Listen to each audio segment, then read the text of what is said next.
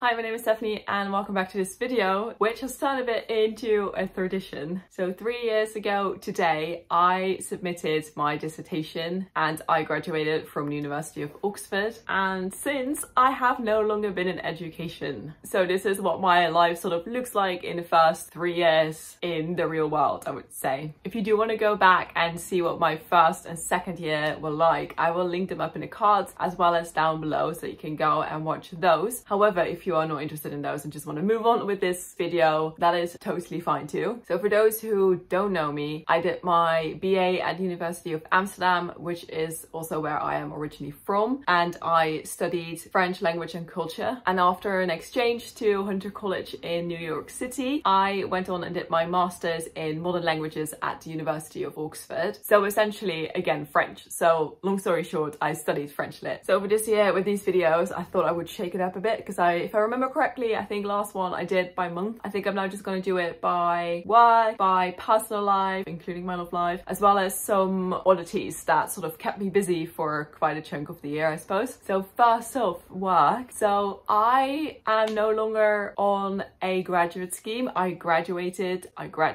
from my graduate scheme in September. So that is nearly a year ago already, which is absolutely wild to think about. I am still with the same company where I did my graduate scheme. I do know that a lot of people, they either move on, whether that's voluntary or not, because some programs just have different ways and different structures. But for me and my cohort, like 99% of us stayed with the same company. So we were all still there. And then I sort of had the choice of where I wanted to go. And I opted to go more towards the marketing side of things because I actually really wanted to discover marketing a bit further, as I didn't really get the chance to do that while on my graduate scheme. I was pushed more towards financy and category development type roles. So I wanted to really explore the marketing bit because that was always in the back of my mind, the one thing that I really wanted to do. So I got my first ever grown-up job in September, which was actually in the insights team. So I was really happy about that. And it was insights for essentially the whole world, but US and Canada. So the scope just went whoop,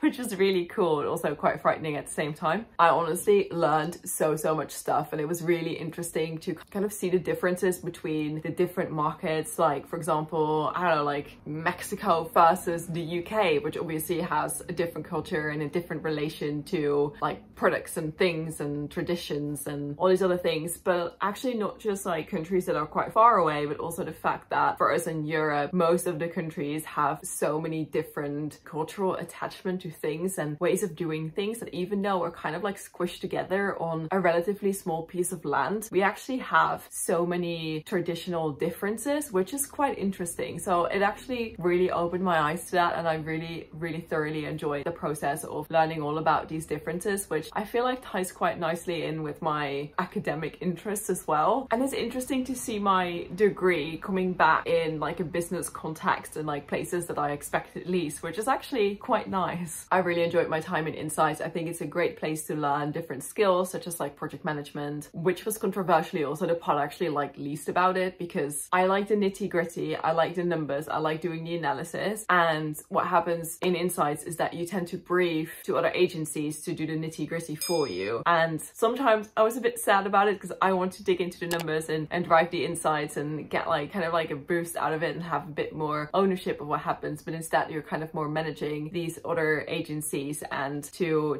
make sure that they meet the expectations of the brief that you've put together, which is like a whole different skill, which again, I'm very glad that I learned, but it wasn't necessarily something that I was interested in doing long term. So this actually taught me altogether that my idea from back in September that marketing might be where I wanted to be, that might actually not be the case, which is also a great insight to have. Don't get me wrong, I still enjoyed insights, but it kind of wasn't where I wanted to go with my future. While I was 4 months into my role, they actually announced that they were going to do a restructure. So I wasn't actually too fussed about it because I figured I am very junior. So I likely stick with my manager, and then my manager will move into a different role, and then I will still be reporting into my manager, or there will be a person in between or something along those lines. I didn't really think about it that much. And also the fact that I potentially didn't really want to stay in Insights, as well as the opportunity to potentially move somewhere else, even though that absolutely wasn't my main priority, because I still liked being in insights and I still enjoyed like doing the whole project management thing, because I think it's an important skill to have. So I actually didn't necessarily want to move out of insights at that point. So in the meantime, they were working on this restructure in the background, and for me it was just business as usual, so I just continued my day-to-day things. And then in very late March, early April, we actually got told what our new kind of roles and positions would be, and at that point I actually found out that I was no longer going to be in the same team with my manager, and that I was going to be moved into a different team, still within insights, but in like a different track. And in all fairness, as much as I like a challenge and a new thing to do, this was the part of insights that I didn't really wanted to go into. Like the career path that it was taking me on was not where I wanted to go. It was getting me further away from where I wanted to go. So I wasn't really that keen on what they actually offered to me. So I was in a bit of a dark mental place at that point. Fortunately, I did have a lot of colleagues rooting for me and speaking to HR on my behalf, and I also talked with HR, and HR like go and figured it out and whatnot, and we actually managed to find a role that was a better fit for me. I did have to internally apply for that role. Long story short, I got the role, and I am really excited about it, because I am now, like literally as of 2 weeks ago I started, and I am back in my old team where I first started as a trainee. So it's very wholesome. It is in RGM, for us RGM sits within finance, so I am really excited to be back in a memory role. And I can now say that as a French Lit graduate, I now have an official full-time paid role in finance. You know, I never thought in a million years that would be possible, and if you would have told me this 3-4 years ago, I would have laughed in your face, because there is no way I wanted to work in finance. And look at this, here we are. I applied for a job to go back into finance, and I got the role, and I'm really excited about it, because this is what I love. Who would have thought?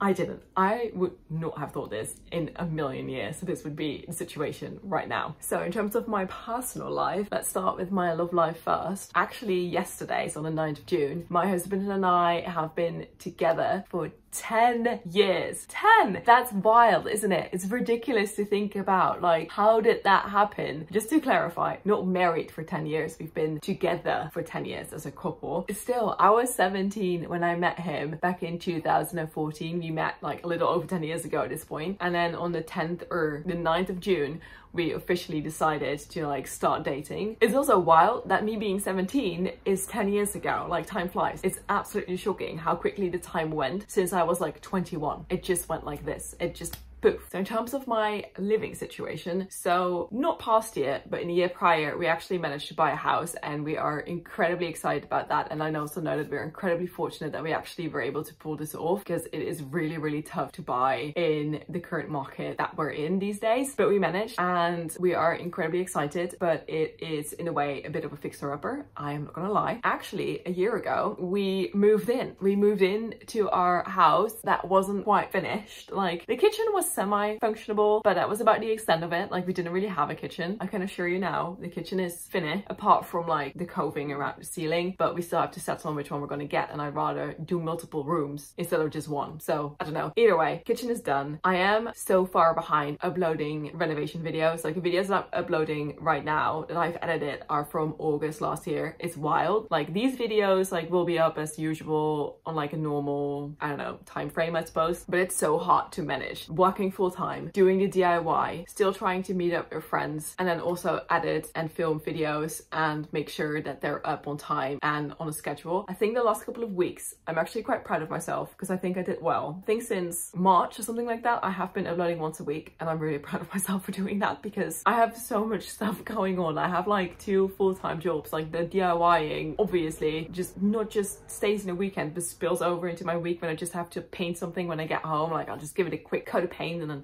kind of move on with my life and cook dinner, things like that. But it makes it so hard to like meet up with friends. I try to meet up with friends on evenings after work, because otherwise I'll waste my daylight, especially in the winter, to like DIY and do things, and also waste my window where I can make noise, because if I get home from work and it's like 7 p.m, I cannot go ahead and just go drilling, because I live in a terraced house. I cannot disturb my neighbors like after a reasonable hour, which is I feel like 5 or 6. So I'm really trying trying not to waste my weekends with friends, which sounds so bad to say because it's not wasting a weekend when you're going out with friends, but I have to be smart about my time management because it's chaos. But I do feel like I have it all down now, I think. But yeah, how's it know when you're finished? We're at like 40%. Lot to do still. Also, my husband, not really the handiest guy in the world, so it's mostly me single-handedly renovating a Victorian terrace. So it's an interesting experience. And on top of my own DIY, I also help my mom out with some little things left and right. So I do try and go back and visit her as well. And then I get there and I have to drill holes, install like shelves and fix vacuum cleaners and drill more holes and do things like that. And I actually, last year, I painted her entire house on the outside because it needed to be painted because it has the wooden frames around the windows and things. So I painted her entire, I took a week of work to go and paint her house on the outside, but it needed to happen and we've always done it ourselves. It's not just my house, it's also my mom's now that I need to do the upkeep for. So it's a bit busy. Additional weird stuff, whatever this category is. So I went on a trip in September to the US for 2 weeks with my husband, which was really fun. We did a bit of the highlights of the road trip that I did with my mom the year prior, and I absolutely loved it. And I found so many amazing places, and my husband was like, I'm intrigued. So we kind of decided to just go back for a shorter amount of time and just do the highlights. And lo and behold, British Airways cancelled our flight, lost our luggage, and we ended up making it to the US. I feel like 16 hours later than scheduled, but we still made it. I feel like 16 hours is not that bad. Could be worse, but either way, we figured it out. We made it. We were stressed, but we had no luggage. So we sort of expected it to just get delivered to us 3 days later, which tends to happen. It's for us both not the first time that we actually lost our luggage. We actually never lost our luggage on a trip that we've been to together. It's always been on separate occasions, but we sort of figured it would just rock up in like 2 or 3 days, but it sort of didn't. And a week and a half later, we still didn't have our luggage, and it was just a very nightmarish experience, I'm not gonna lie. So yeah, we opted to get our stuff delivered back to London because British Airways was failing miserably at delivering it to the US. So we were like, you know what, it's fine now. There's just a couple of days left. We're just gonna get it when we get back home. So we got home and my husband's bag rocked up to the doorstep, and they said that they delivered 2 bags, but only one showed up. So mine was still missing, and it actually got to the point that my bag was deemed officially lost because it had reached the time limit of which it can be like retrieved or something like that. Either way, I had to file this massive claim listing everything that I packed. It wasn't a fun task